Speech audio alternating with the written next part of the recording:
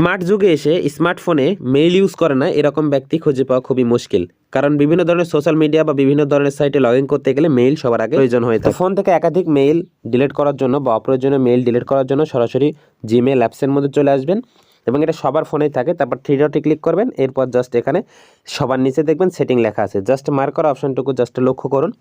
এখানে আসবেন, এখানে আসার পর আপনার ফোনে যতগুলো জিমেল আছে বা যেগুলো লগ ইন করা আছে এগুলো কিন্তু সব কিন্তু এখানে চলে আসবে। এরপর জাস্ট এখান থেকে কি করবেন, এখানে যে থ্রি ডট দেখতে পাচ্ছেন কর্নারে, তো জাস্ট এখানে ক্লিক করার পর ম্যানেজ অ্যাকাউন্টস এখানে একটি ক্লিক করে দেবেন। যখন আপনি এখানে ক্লিক করবেন তখন অ্যাকাউন্টের মধ্যে নিয়ে চলে আসবে। এখানে যে গুগল লেখাটা আছে গুগল লেখাটার উপরে জাস্ট একটা ক্লিক করে দেবেন। ওকে, এরপর আপনার ফোনে যতগুলো মেইল আছে সবগুলো চলে আসবে। এখান থেকে যেটা আপনার অপ্রয়োজনীয় মেইল বা যেটা রাখার দরকার নাই সেই মেইলটাকে আগে সিলেক্ট করবেন, অর্থাৎ ওই মেইলের উপর একটি ক্লিক করে দেবেন।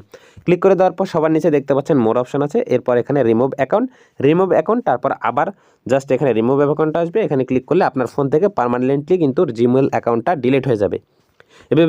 এভাবে চাইলে আপনারা কিন্তু যে কোনো মেইল ডিলিট করতে পারেন অপ্রয়োজনীয়, যেগুলো আপনার ফোনের দরকার নাই, অথবা বিভিন্ন ধরনের সাইট সেটাও তার ভালো অথবা মন্দ এগুলো থাকে যেগুলোতে আসলে অ্যাকাউন্ট করা থাকে, তো সেখান থেকে মেইলটাকে ডিলিট করে দিলে এখান থেকে পার্মানেন্টলি ডিলিট হয়ে যায়।